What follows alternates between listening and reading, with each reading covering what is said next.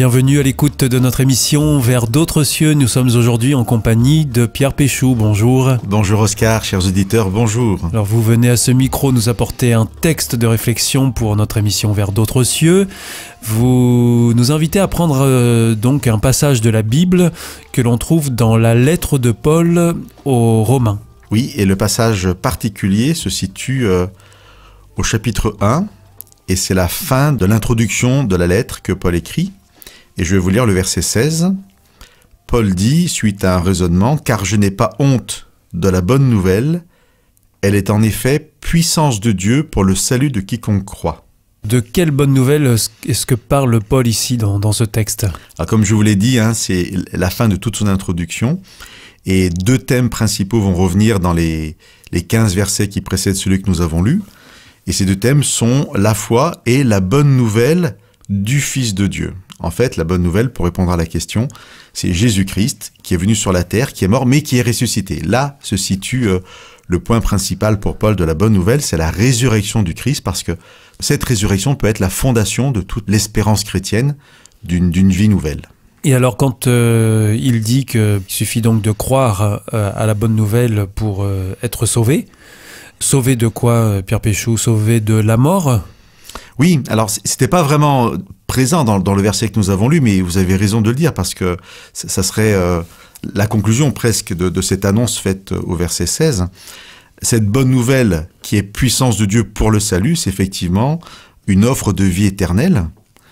Bien entendu, ce n'est pas dans le cadre de ces quelques minutes ensemble que nous développons ce thème-là, mais nous pouvons annoncer avec ce verset cette bonne nouvelle d'un Christ ressuscité.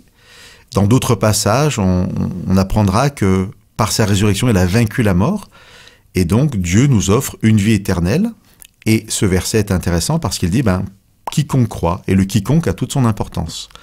Le verset continue en disant voilà, ceux qui croyaient déjà avant en Dieu, ceux qui croyaient en Dieu à l'époque de Jésus, mais aussi ceux qui ne connaissaient absolument pas Dieu, le Dieu de la Bible, n'importe quiconque dans un sens très positif, c'est universel, n'importe qui croit peut avoir accès à ce salut.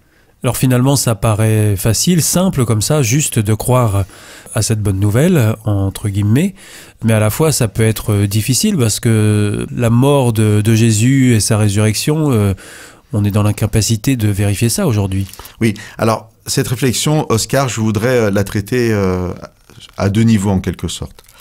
La première, c'est une petite anecdote. Des études ont été faites il y a quelques années au niveau de la pharmacologie, des médicaments que les gens prenaient. On a fait des tests avec des personnes et on s'est aperçu, avec les résultats de ces tests, que plus un médicament était mauvais, plus la personne pensait que ce médicament était efficace. Et plus le médicament avait un bon goût, plus on pensait qu'il était inefficace. Il fallait presque que ce soit mauvais, qu'il y ait de l'amertume, de la difficulté à avaler pour que le médicament soit efficace. Et je pense qu'on fonctionne un peu comme ça. Effectivement, ce verset 16 de Romains 1 nous dit d'une chose très simple. La force, la puissance, Dieu la met dans l'annonce d'un Christ ressuscité, et il faut y croire, et on est sauvé. Et parce que c'est peut-être simple, justement, on se dit, mais c'est pas possible. Et c'est vrai que la nature humaine, parfois, a tendance à vouloir complexifier les choses. Ça, c'est une première réflexion que je voulais faire. Je voudrais que ça, quand même, amène les gens à réfléchir.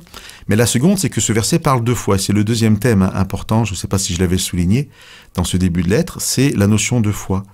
Dans la Bible, la foi est quelque chose que Dieu donne. C'est la capacité de croire, mais c'est donné par Dieu. Et c'est pas quelque chose qu'on a naturellement. C'est pas quelque chose qu'on a naturellement, c'est pas nous-mêmes qui on l'exerce notre foi, mais elle est vraiment reçue de Dieu. Alors, j'ai pas d'autre réponse à donner. C'est intéressant de bien comprendre que c'est Dieu qui nous donne la foi, et après cet acte de foi, cet acte de croire nous amènera dans une autre dimension qui n'est pas une dimension scientifique. Il y aura jamais de preuve par A plus B. Mais effectivement, ça peut sembler extraordinaire de croire, ou impossible de croire à un Christ ressuscité. Dieu nous invite simplement à être attentifs à cette annonce, à peut-être essayer de croire. Je ne sais pas si ça veut dire quelque chose. Oui, à essayer de croire. Et puis, le témoignage du croyant sera une rencontre personnelle avec ce Jésus. Et ensuite, la question ne se pose plus. Votre question est légitime, mais elle trouve sa réponse justement dans cet acte de croire qui amène Dieu à se révéler et Jésus-Christ à être vivant dans nos vies. C'est ce que je souhaite pour chacun de nos auditeurs.